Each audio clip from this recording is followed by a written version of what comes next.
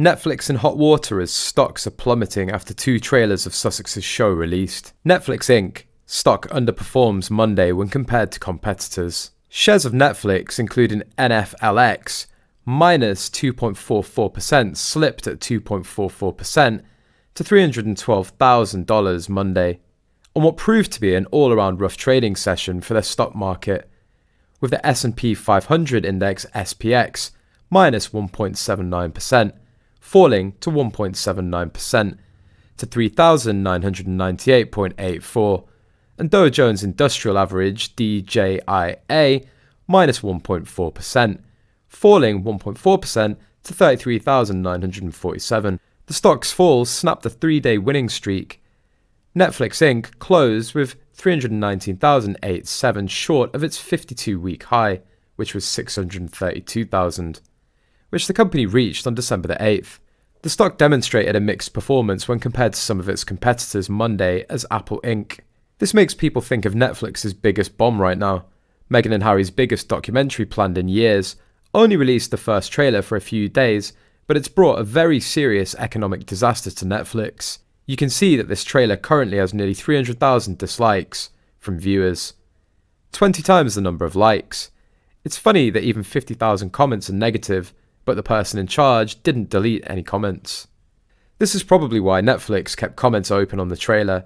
They have all the market research and got in within 24 hours.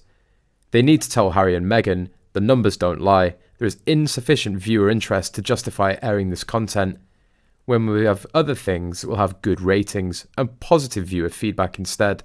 You already have our money, don't let the door hit you on the way out. Netflix didn't pay them much. The money given was not to pay Meghan and Harry, the money was to support the production costs of their projects. Payday wasn't supposed to happen until they dropped their shows on movies and depended on how many views they had. Given Harry's desperation for money, he must intuitively know Meghan will dump him when the money runs out. Meghan thought she was the director. Now Netflix has first-hand knowledge of what Harry and Meghan did pre-Megxit, trying to arrange deals while still being working royals, bringing in their own cameras and photographers on the last few events, wanting to monetize their titles and the royal family. Why they really left, hint, it's not what they claimed, it was because they're spoiled, greedy, immature brats who threw a temper tantrum and the royal family called their bluff.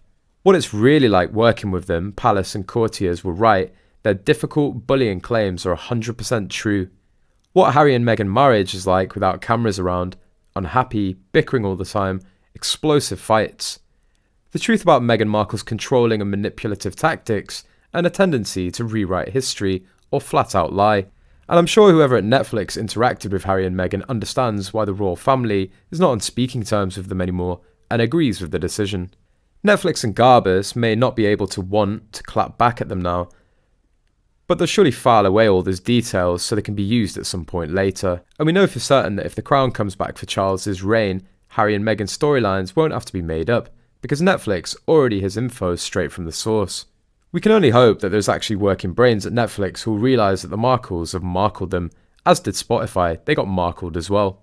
The latest teaser offers glimpses into the media swarm and internal conflict that informed the Sussexes' decision to step back from their duties as senior members of the royal family in 2020.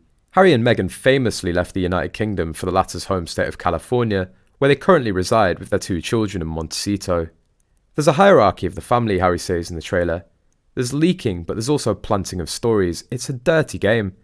The pain and suffering of women marrying into this institution, this feeding frenzy,